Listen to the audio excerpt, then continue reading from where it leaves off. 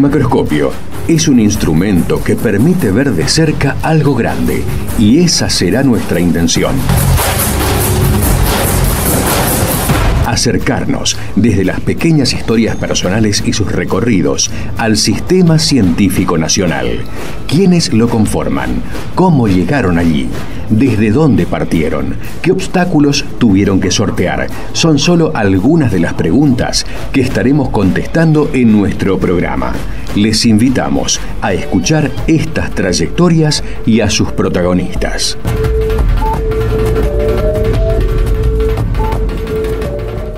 Buenas tardes, estamos aquí en Macroscopio como todos los lunes. Hoy tenemos el gusto de hablar con la licenciada Florencia Orlando. Florencia es licenciada en nutrición, es becaria doctoral de CONICET, su especialidad es la socioantropología de la alimentación. El tema es prácticas alimentarias y procesos de salud, enfermedad, atención y cuidado en personas adultas con diabetes tipo 2, pero también analiza y estudia el tema de las prácticas alimentarias, la comida saludable, la alimentación en las comunidades, en fin, muchos temas relacionados a la alimentación.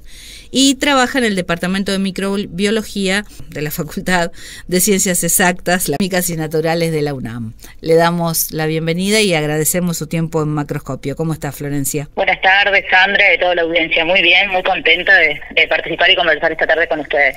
Bueno, me alegro.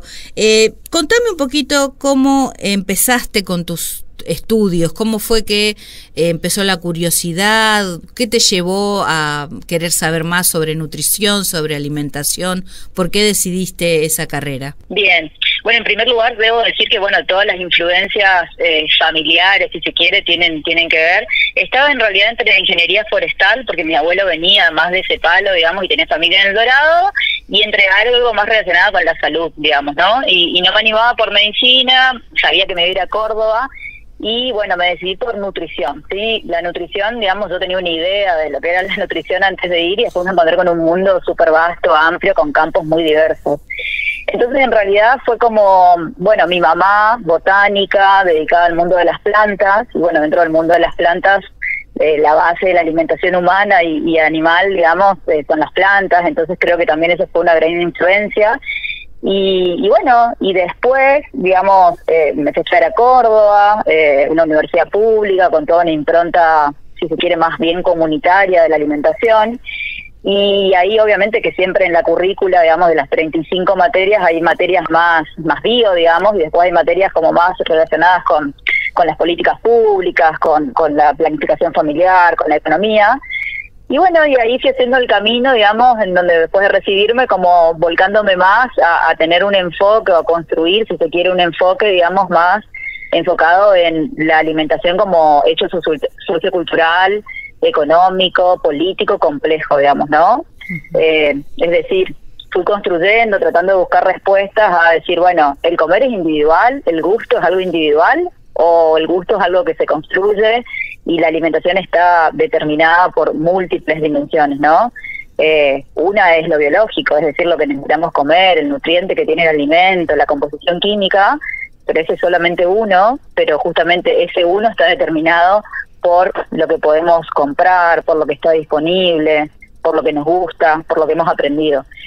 Y así empecé, fui ayudante de cátedra, apenas en segundo año, digamos, en una materia que era, justamente veíamos cómo enseñar la nutrición y cómo se aprende y cómo se enseña, didáctica de la enseñanza de la nutrición. Ahí estuve 5 años y la verdad es que ese espacio, digamos, de encuentro con los que eran mis docentes y después fueron compañeros de cátedra fue grandioso, digamos, en cuanto a las lecturas que se me abrieron, en cuanto a los interrogantes, en cuanto a las posibilidades futuras también, porque en realidad, estando en la cátedra, la profesora titular me dice que le había llegado una convocatoria para coordinar un proyecto en Formosa, que era en una comunidad indígena, una comunidad com, y finalmente escribí, eso era todo cuando todavía usábamos el correo electrónico, me postulé, me tuve que viajar a Formosa y la entrevista duró una semana, ¿no? Cómo era el trabajo en comunidad.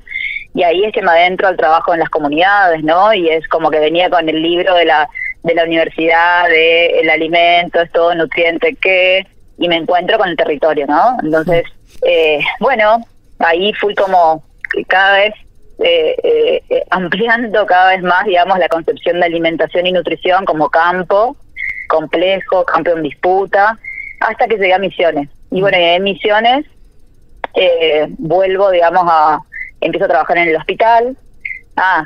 Yo había estudiado, después de terminar la licenciatura en nutrición, hice la maestría en antropología en Córdoba. Así que eso fue como otro gran aporte, digamos, a la mirada, ¿no? Del comer, ¿no? Como práctica situada en un espacio y en un tiempo. Y bueno, y en realidad el movimiento hacia Famosa es porque yo necesitaba un tema de tesis y también quería irme toda la ciudad.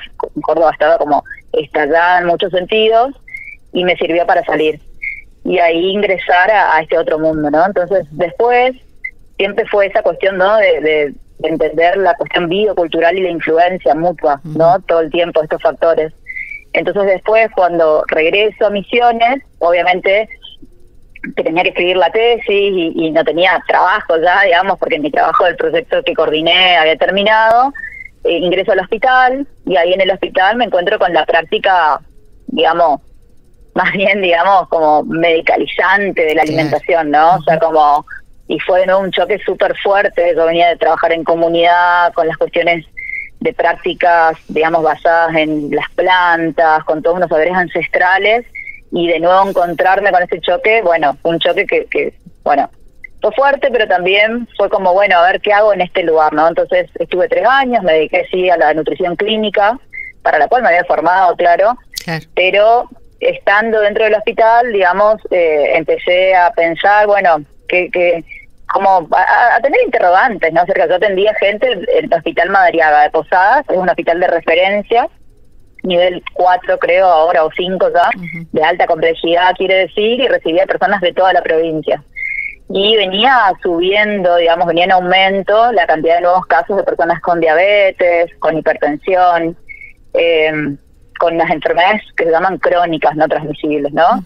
Entonces empiezo a preguntarme, bueno, ¿cómo serían los hábitos de las personas, digamos, que viven en Posadas y si serían distintos a los hábitos de pronto de gente que vive en la zona periurbana o en la zona rural, digamos, de la provincia?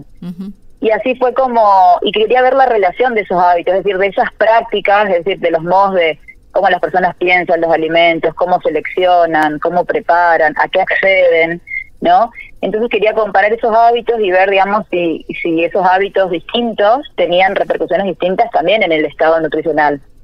Entendiendo que el estado en realidad es más un proceso que un estado, en realidad estado es una foto en un momento, ¿no? Pero bueno, dentro de esas historias, de esas trayectorias alimentarias. Y bueno, y así fue que en realidad me presenté una beca Salud Investiga. Yo ya había tenido una beca Salud Investiga en Formosa, yo había formado parte de un proyecto multicéntrico. Ahora las becas de Salud Investiga desaparecieron, pero digamos eran unas becas que permitían iniciarse en la investigación, dependientes del Ministerio de Salud de la Nación. Fueron cambiando de nombre. La primera que tuve fue en el 2012, se llamaba, creo que eran las Ramón Carrillo. Siempre tuvieron nombres de sanitaristas, y eso era el estudio de del uso que hacían las comunidades indígenas. Estudiamos 5 comunidades con 5 investigadoras distintas de los medicamentos de patentes, ¿no? Y fue muy interesante. Ese fue un estudio multicéntrico muy lindo, que me contacté con otras antropólogas, médicas, con una visión bien de la medicina social y la investigación, digamos. Después entonces ya tenía ese antecedente. Cuando llegué acá entonces, y estando ya en el hospital, pensé un estudio individual, enfocado, digamos, también en la salud pública y la vinculación con la clínica, y entonces hice este estudio de hábitos alimentarios y su vinculación con el estado nutricional en la provincia. Y ahí, bueno, eso me permitió, al ganar la beca, si bien no era mucha plata, digamos, me estimuló a salir, digamos, del hospital. Ahí renuncié al hospital, y después de eso vinieron como, no, a veces uno dice como que está en ciertas zonas de confort y necesita animarse, ¿no? Me fueron surgiendo, digamos, a través evidentemente de los contactos que fui haciendo, y también supongo que el del desempeño, distintos proyectos. Salió, al mismo tiempo que tenía esta investigación, me salió un trabajo que era más de gestión, que implicó coordinar el trabajo de campo de lo que se llama y lo que se conoce como Encuesta Nacional de Nutrición y Salud, Esa encuesta se hace en el país y implica conocer cómo está la población en términos de salud y nutrición, ¿no? Y se hace en todo el territorio con un muestreo, digamos, estadístico, probabilístico. Bueno, coordiné para el NEA y finalmente para Patagonia este estudio poblacional de un año intensísimo de trabajo, con mucho trabajo de campo, coordinando equipos de nutricionistas. Al año siguiente me salió otro proyecto de UNICEF, al año siguiente otro proyecto, digamos, de FAO, estudiando, bueno, cuestiones que tenían que ver con enfoques cualitativos, percepciones de compra de personas que reciben tarjeta alimentar. Y después de haber hecho todas esas investigaciones, me presenté a otro Salud Investiga para ahondar en cómo era, digamos, la adherencia de las personas que tenían diabetes tipo 2, qué pasaba, cuáles eran las barreras y los facilitadores de la adherencia al abordaje nutricional o al tratamiento, justamente en contexto de pandemia.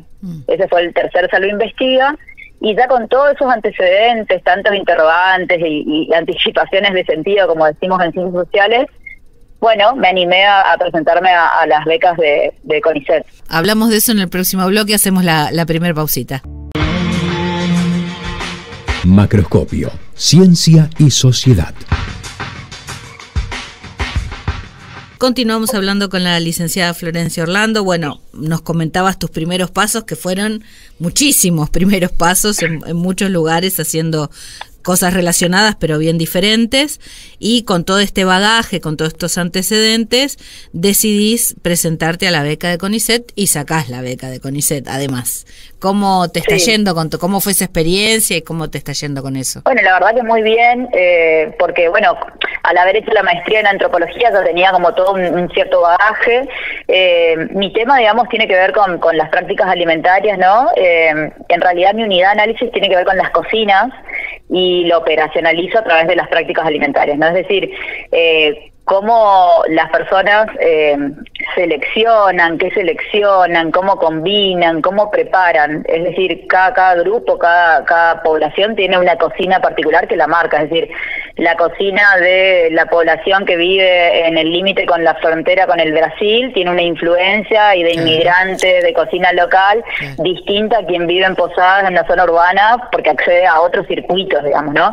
Entonces, mi idea con este estudio es un estudio de casos, o sea, yo investigo pocos casos, digamos, pero en profundidad, combino distintas estrategias metodológicas, por un lado obviamente las entrevistas en profundidad, con ciertas dimensiones que tengo y que forman parte de esta unidad de análisis, si se quiere, pero además con ciertos registros, fotografías, registros escritos por las personas acerca de lo que comen, con algunas mediciones también de peso, de altura, algunos datos de historia clínica, ¿sí?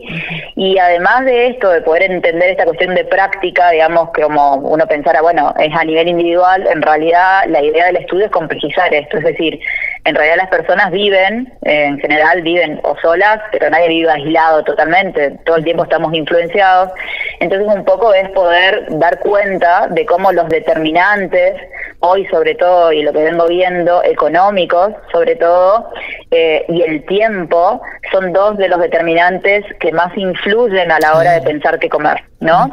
Y para eso entonces, en mis interlocutores, digamos, las personas con las que converso, trato de caracterizar no solo la persona que vive, sino el contexto en el que vive, con quiénes vive, cómo son esas prácticas, y a su vez es un análisis de determinantes a nivel como individual, pero a nivel comunitario, es decir, cuáles son las redes, cuáles son las cuestiones que hay alrededor, es decir, los entornos, y cómo esos entornos a veces colaboran o no, y los determinantes más a nivel general. Ahí ingresarían todas las políticas de salud enfocadas específicamente a lo que tiene que ver con la diabetes. Yo trabajo diabetes tipo 2, que es la diabetes que en general ocurre a personas más en edad adulta, ¿sí? Y que en general no es la diabetes insulino dependiente, sino que se asocia más con factores como sobrepeso, obesidad previa, sedentarismo y mala alimentación en general, ¿no? Entonces, vengo muy bien, yo ya vengo haciendo campo desde el año pasado, tengo facilitado también el campo de algún modo porque, he trabajado mucho con los centros de atención primaria de la salud, entonces me quedaron contactos de personas que yo había entrevistado y que ahora vuelvo a entrevistar después de un tiempo, y sí lo que vengo viendo es el deterioro, ¿no? El deterioro de personas, por ejemplo, que cuando yo había entrevistado en el 2022, en plena pandemia, eran personas que estaban ahí entre la línea de indigencia y la línea de pobreza, algo podían comprar, algo podían preparar en la casa, y que hoy directamente dependen de ir a un comedor, por ejemplo, ¿no? Entonces, las dificultades, ¿no? Que en una persona que por ahí no tiene una condición crónica, lo difícil que es comer, imagínense con una condición crónica, ¿no? Entonces, lo que se ve, como yo entrevisto a personas de distintos subsectores, digo, de que tienen cobertura pública, pero también con obra social y también con prepaga, claramente que ese corte ya da una idea del nivel socioeconómico, ¿no? Sí. Y también del nivel educativo. Entonces ahí se puede ver cómo en cada caso van operando todos estos determinantes y van configurando distintas posibilidades de acceso, de conocimientos, de tiempos, para poder dedicar al proceso que es la alimentación, y cómo eso termina determinando que unas personas puedan vivir sin complicaciones hasta los 80 años y otras a los 45 y 50 tengan todas las complicaciones y quizá vivan unos años más y mueran, digamos, ¿no?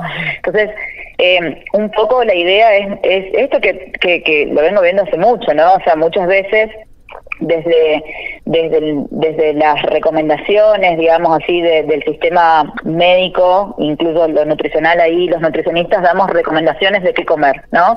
Y muchas veces esas recomendaciones quedan totalmente por fuera del contexto en el que vive, de lo que puede, hasta de lo que piensa la persona, ¿no? También, y de las ideas que tiene acerca de qué es un alimento, si alimento o no, qué significa.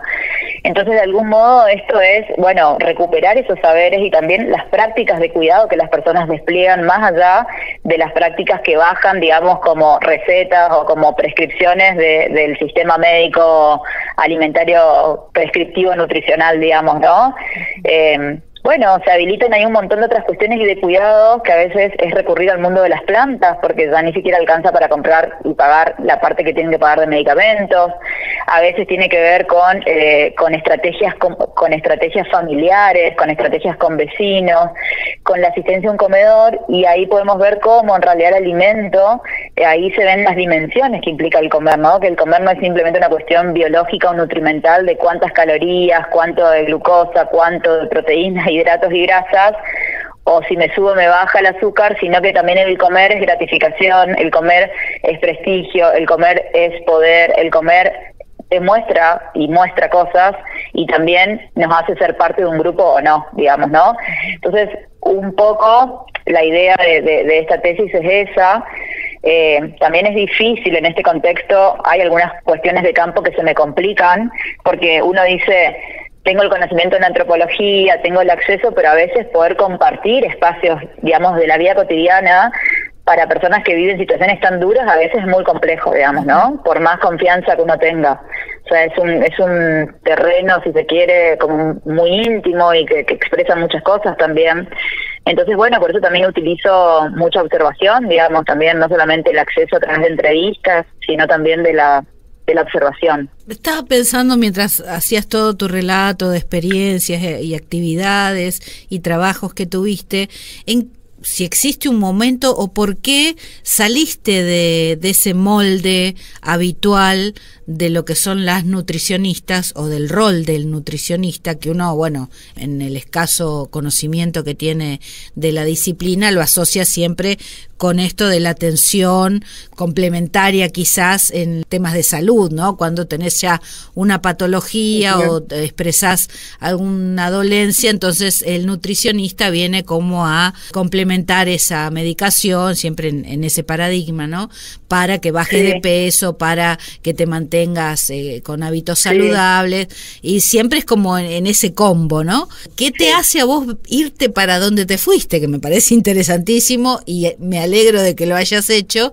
¿Por dónde viene esa mirada que va más allá de, bueno, a ver señora, usted tiene que comer menos carbohidratos, puede comer menos carbohidratos? ¿Por qué come? O sea, ¿cómo nació todo esos cuestionamientos? Y Y yo creo que, viste, el saber, digamos, como esto que se habla de los intelectuales, digamos, es colectivo. O sea, yo creo que tuve muchos intercesores, digamos, como dentro de la trayectoria. Creo que el primero fue el espacio que conté de siendo estudiante alumna todavía en Córdoba, porque en ese espacio hablábamos de las teorías del aprendizaje, ¿no? Cómo se aprende, cómo se educa.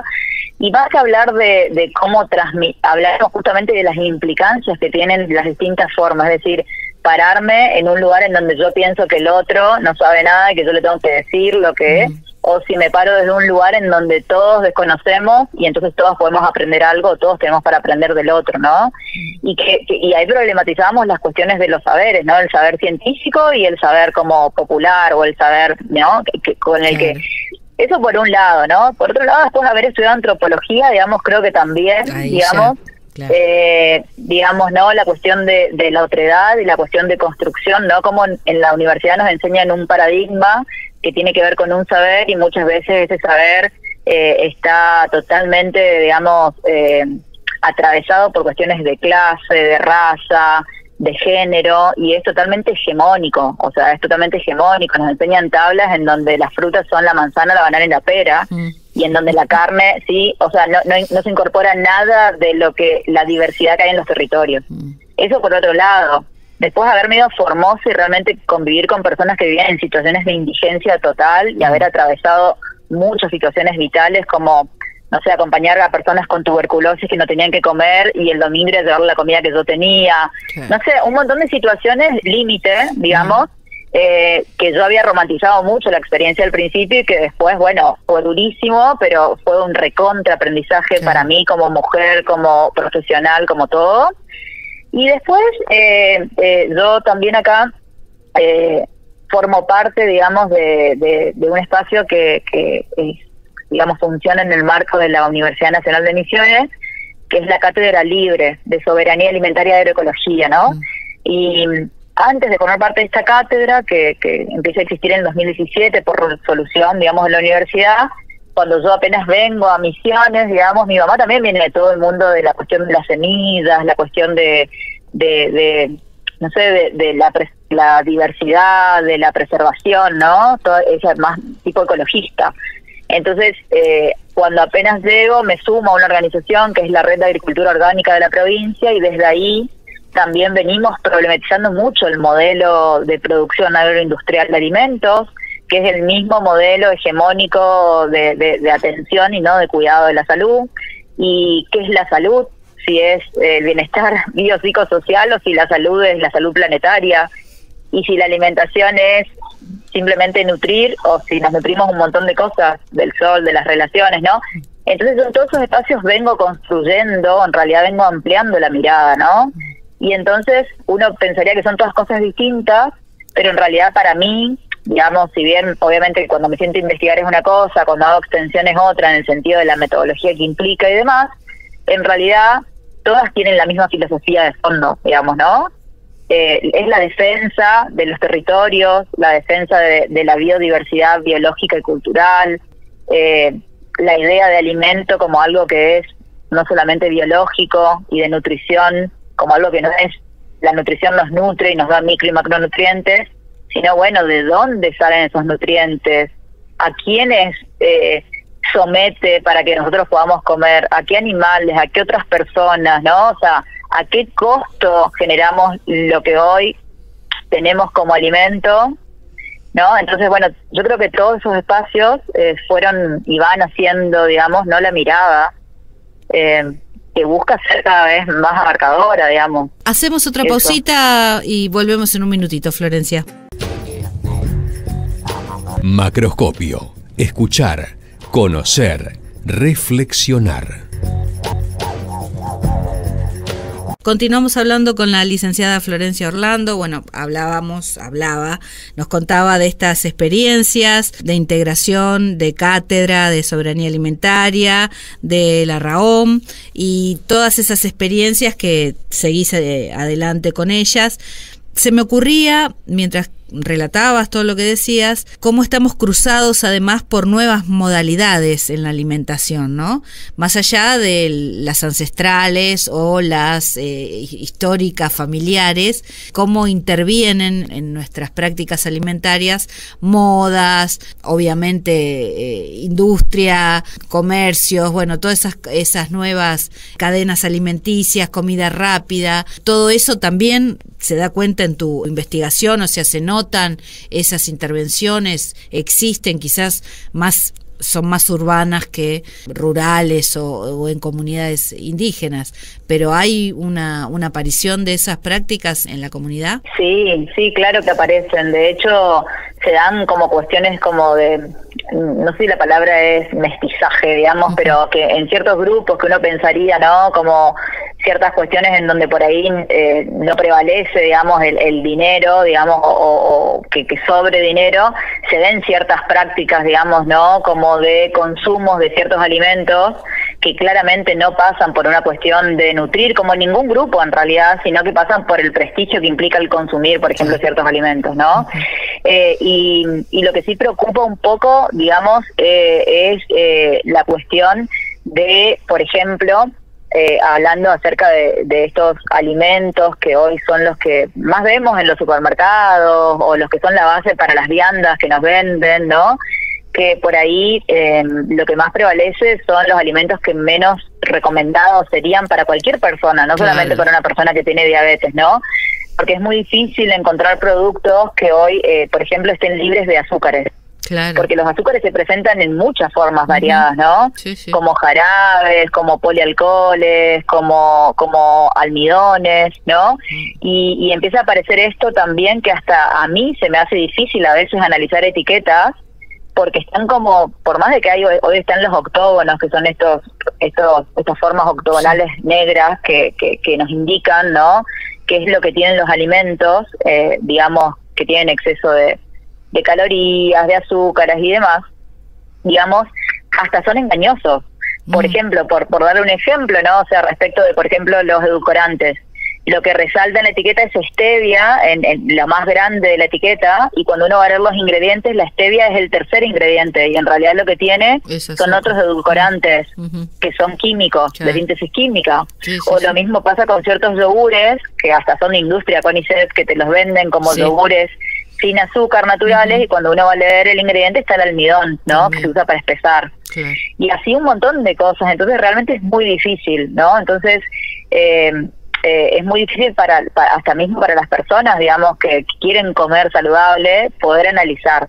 Y sumado a eso, ¿no? Que esta ley que salió, que es la ley de alimentación saludable, que implica este etiquetado frontal con estos octógonos negros, si bien fue una ley que fue obviamente que costó mucho que se aprobara, y si bien salió y se aprobó en el año 2021, fue reglamentada y demás, ya el gobierno de Milei la modificó. Entonces ahora vamos a ver menos octógonos negros, pero no porque tengan menos contenido, sino porque se cambió la forma de medir la cantidad de ingredientes. Ya no se miden solamente los que se agregan en el proceso de producción, sino que se miden solamente, antes se medían todos, los del alimento natural, los que tenía como natural el alimento, y los que se agregaban. El caso de una mermelada. Tengo azúcar de la fruta y el azúcar agregado. Ahora se mide solamente el agregado, ¿no? Entonces vamos a ver menos octógonos, pero no quiere decir que la industria esté re buenita, generando alimentos mejores y haya cambiado. No. Quiere decir que en realidad se modificó para las grandes industrias la forma en que se identifican, ¿no? Y esto obviamente que va en contra del derecho a la alimentación, en contra. Entonces sí, se ven muchas cuestiones. Y también se ve una cuestión que tiene que ver primero con que estamos vamos a un ritmo, ¿no? Y todas las personas, pero sobre todo las que están en edad activa, digamos, que tenemos que tener 3 o 4 trabajos para poder sobrevivir. Y eso va en contra del tiempo que dedicamos a crear los procesos para comer. O sea, una cosa es comprar los ingredientes y cocinar, otra cosa es comprar, remojar y hacer, otra cosa es ir y comer de parado en un lugar, y otra cosa es más o menos elegir una vianda saludable, ¿no? Todo eso tiene implicancias distintas. Entonces, eso también se ve, que las personas cada vez destinan menos. De hecho, aparece en la investigación de que hay gente que no dispone de cocinas para poder cocinar. Cocinas me refiero al espacio físico en una casa. Están desapareciendo las cocinas como espacios físicos. Y eso es tremendo, porque la cocina, en realidad, en la cocina y en estos procesos de seleccionar, de preparar, de compartir recetas, de compartir el alimento, se aprenden normas y se aprenden saberes que son los saberes para la vida, y se aprende de la diversidad, y se aprende de lo que nos rodea, de las historias, y cuando eso desaparece, no sé qué queda, digamos, nos quedan los ovnis, que son los objetos comestibles no identificados, es decir, todos estos paquetes que no tienen historia, no tienen más que la historia que nos quieren vender, digamos, ¿no? Pero no solamente que no tienen historia, sino que están repletos de sustancias que sabemos que son las que nos enferman a nosotros y las que dañan a todos nuestros bienes, al agua, al aire, al suelo, ¿no? Entonces, realmente para mí estamos en un momento muy complicado. Hoy a la mañana, justo como trabajo de la cátedra que vamos a presentar el jueves, analizaba la cantidad de eventos transgénicos, es decir, de semillas que se fueron aprobando desde el año 1996, que fue la primera aprobada en Argentina, que fue la soja. Sí. Y tenemos 113 eventos transgénicos. Es decir, el maíz que comemos, la papa que comemos y el trigo que comemos, digamos, son transgénicos. Y el 80% de la superficie de nuestro país, digamos, lo ocupan los productos transgénicos. Sí. ¿Y esto qué quiere decir? Que se utilizan un montón de litros de sustancias tóxicas que van acompañadas de esos transgénicos para que funcionen, ¿no? Hablando así muy rápidamente. Sí. Y esto es tremendo. Sí. O sea, y eso es una homogenización y una uniformización, y es un experimento a cielo abierto, digamos, ¿no? Sí, de hecho. Entonces, hay alimentos que, por ejemplo, a mí, vos sabés que yo soy una persona grande, me llamaba la atención. Está bien que hay avances científicos en materia de la medicina, bueno, pero a mí me llamaba poderosamente la atención desde hace un tiempo, hace unos años, pero relativamente reciente, niños alérgicos o con problemas de intolerancia a la leche de vaca. Y yo decía, sí, a ver, son miles de años de la humanidad, sí, que suplantó la, sí, leche materna por leche de vaca. ¿Qué pasó? Que nunca. Bueno, y así también, quizás, sí, otros más específicos como el huevo o, bueno, las harinas. Y yo creo que, sí, tiene que ver, absolutamente está relacionado con lo que acabas de decir, la forma de producción, sí, y la calidad ambiental en que se producen esos alimentos, ¿no? Sí, además de que en los procesos, por ejemplo, para hacer el pan, sin ir más lejos, se agregan sustancias, además, que son para mejoradoras, sí, digamos, ¿no? Sí, y se agregan, sí, conservantes también. Y bueno, y además se sabe, y hay estudios en la Argentina, hay muchos estudios que hablan de que estas sustancias que se agregan, como el glifosato, el lufosinato de amonio, el 2.4-D, bueno, hay un montón, una lista, sí, tremenda. Sí, sí, sí. Hay investigaciones en misiones también. Son sustancias que son disruptores endocrinos, es decir que por eso también hoy vemos un montón de personas que tienen hipotiroidismo, un montón de personas que tienen hormonas alteradas, sí, ¿no? Y las hormonas cumplen funciones muy importantes, digamos, ¿no? Entonces, eso por decir, entonces nosotros en nuestro proceso, digamos, desde que somos humanos, ¿no? Pasaron 4,5 millones de años. La mayor parte de ese proceso vivimos dependiendo más de las plantas y de comer carne cuando conseguíamos. Hace solo 15.000 años se desarrolló la agricultura y la ganadería posteriormente, ¿no? Y hace apenas 350 años comemos de este modo industrial, y hace menos de 60 años, desde después de la Segunda Guerra Mundial, hemos intensificado la producción del modo en que más o menos conocemos hoy. Pero los cambios ocurren, fíjate, de un modo muy vertiginoso. Claro. Y cada vez se va reduciendo más la cantidad de especies que forman parte de nuestra alimentación, ¿sí?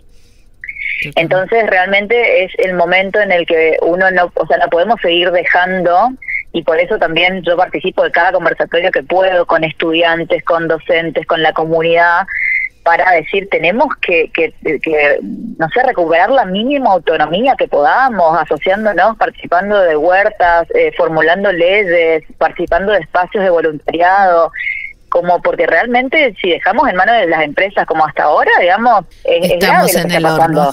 Estamos en el horno. Hacemos la última pausa, Florencia, y volvemos en un minuto. Macroscopio. Investigar. ¿Para qué? Seguimos hablando con la licenciada Florencia Orlando ya para finalizar en este último bloque de un programa que se nos pasó volando, como siempre, que es muy entretenida y amena e interesante la charla. También se me ocurría, con esto último que dijiste, de, bueno, paremos un poco, veamos de qué manera, que tampoco se puede volver atrás, ¿no? O sea, esas formas de producción, de esas chacras o de esos espacios de tierra donde la gente tenía otros tiempos, tenía otros métodos, como que nos pasaron por encima, y no sé si este paradigma actual de sobreexplotación de recursos, de neoextractivismo y de corrida demencial nos permitiría volver a ese antiguo sistema, quizás algo híbrido, algo que nos permita relacionarnos de alguna manera con la naturaleza y con el buen vivir en aquel sentido filosófico en que se planteaba el tema. Bien, sí, yo pienso que en realidad las estrategias son a multiniveles, ¿no? O sea, por un lado, por un lado, digamos, las personas que,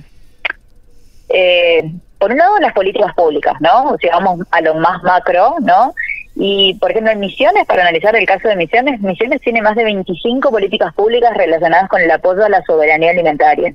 Políticas desde el fomento a la producción agroecológica y la certificación participativa, la ley de tierras y de arraigo, la ley de agricultura familiar, de bioinsumos, de Pero muchas de esas leyes no están reglamentadas, o muchas de esas leyes están reglamentadas y no están funcionando. Entonces creo que la primera cuestión es como esa, ¿no? O sea, tenemos que involucrarnos, digamos, en conocer y en demandar que se cumplan, ¿no? Y en que se sancionen las que hagan falta. Hace poco, en una reunión de salud pública, un médico acá, ex ministro de salud, digamos, festejaba que la provincia había sancionado la ley de chacras como que son chacras que se dedican como a varias cosas, ¿no? Como decirte a la agricultura, a la ganadería, como... Hay un cartel enorme que pusieron acá al ingreso de Posadas. Bueno, pero esa ley la aprobaron, digamos, como después de que se cerró el presupuesto para el año que viene, ¿no? Entonces, el actuar es ahora, digamos. Nosotros necesitamos que eso, por un lado las políticas, porque de ese modo, digamos, podemos de algún modo hacer que lo que está todavía, porque el sector realmente de fruta y hortícola de los productores están a punto de desaparecer en la provincia, esa es la realidad. Y son los que producen los alimentos que más deberíamos comer.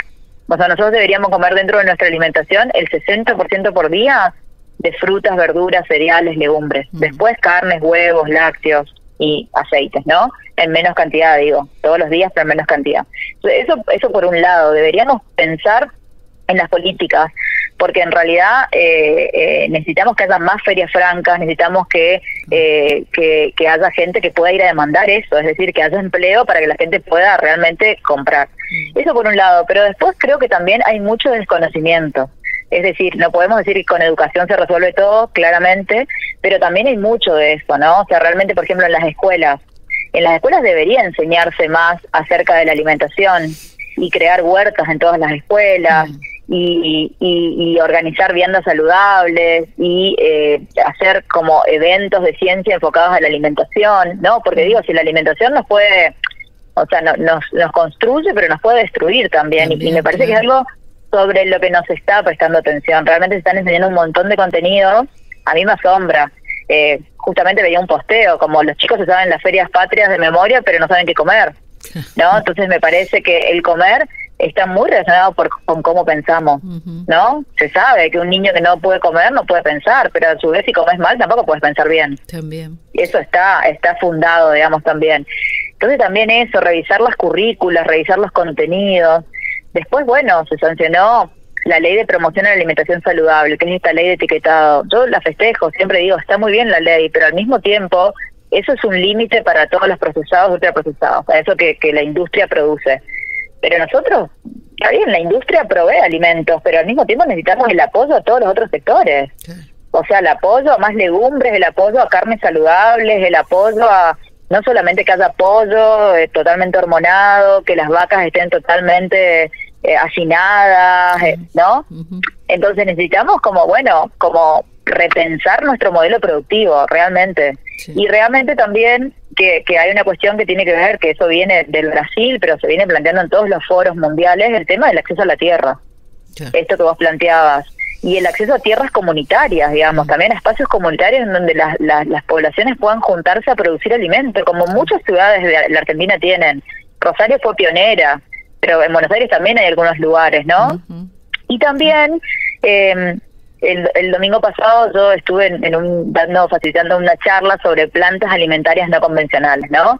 Porque también la industria comercializa un 10% de las plantas que a nivel mundial son comestibles, ¿sí? Y hay un montón de plantas que las tenemos en el jardín, que crecen en los baldíos, que crecen en la huerta y que la arrancamos porque pensamos que es un yuyo, pero es porque desconocemos que tiene propiedades. Entonces también eso, ¿no? O sea, como que en realidad son muchas las acciones que podemos hacer. Tenemos alimento en un montón de lugares que no lo estamos valorando porque no lo conocemos. Después necesitamos como que todos se involucren, todos, no solamente los nutricionistas, no solamente el sector salud, todos, porque todos necesitamos comer todos los días. Sí. Entonces yo creo que la acción de cada uno haría una masa crítica, y esa masa crítica podría desde abajo traccionar cambios, digamos, ¿no? Porque, bueno, si esperamos a nuestros políticos que nos prometen y después hacen cualquier cosa, está difícil, ¿no? Pero bueno, yo creo que es a todos los niveles, Sandra, y creo que hay muchos ejemplos y hay mucha gente muy formada acá en la provincia, desde los movimientos sociales que están planteando esto. Por nombrar la RAOM, pero está el MAM, están el Laicrimpo, están los productores de la UTT que han recuperado tierras, los movimientos académicos que también vienen planteando esto, junto con las organizaciones. Entonces yo creo que en realidad tenemos un conocimiento. Ahora tiene que haber decisión política, digamos, ¿no? Sí, y hay, como vos decís, hay experiencias aquí en el territorio de mucho tiempo. Digamos, yo cuando llegué hace 20 años me llamó poderosamente la atención y me alegró tener estas cadenas de ferias francas, esta serie de ferias francas donde los productores directamente venían a ofrecer su producción desde la chacra. Hay otros circuitos que después se fueron ampliando. Hay mucha presencia, digamos, en el discurso y en la práctica también, ¿no? De la alimentación sana. Después eso se fue diversificando, pero siempre hay, digamos, está muy visible. Es un tema que me parece que está en agenda, por lo menos en parte de la población, no necesariamente en los políticos, y sí. Pero bueno, está todo lo otro, como siempre, estamos de salto en salto, de urgencia en urgencia, y viste, como decías antes, si una persona hoy ve deteriorada su vida, su poder adquisitivo, ni siquiera se puede plantear tener una comida saludable cuando no puede garantizar tener una comida siquiera. Entonces, bueno, siempre estamos cruzados por esas urgencias. Pero sí es un tema que muy interesante y muy importante plantear y tratar de tener siempre un espacio para reflexionar al respecto. Totalmente. Así que bueno, todos los que nos estén escuchando los invito a seguirnos, Calizaya, en redes, Cátedra Libre de Soberanía Alimentaria. Pueden seguir a la RAOM, que es la Red de Agricultura Orgánica de la provincia también, y desde esos espacios siempre estamos articulando con muchos otros espacios, con ferias de semillas, con conversatorios, con voluntariados, con proyectos de investigación, de extensión, en los que participamos como para sumarse los que quieran. Bien. Hecha la invitación, y bueno, después voy a postear junto con, cuando salga el programa, todas las direcciones para que la gente que le interese y que tenga curiosidad pueda acceder a esa información, ¿sí? Buenísimo. Muchísimas gracias, Florencia, por todo tu tiempo, y bueno, a seguir comiendo saludable. Dale. Eso, hasta que sea derecho. Gracias, un abrazo. Un abrazo grande. Chau. Hoy en Macroscopio escuchamos Supermercado por Mon Laferte, Orerú por Tonolec, María la Curandera, Natalia Lafourcade y Palomo del Comalito por Lila Downs. Recordad que podés escuchar todos nuestros podcasts en Spotify y YouTube. Búscanos como Macroscopio FM UNAM, suscríbete y danos tu apoyo. Los saluda Sandra Nicosia, Operación Técnica Beco Blanco.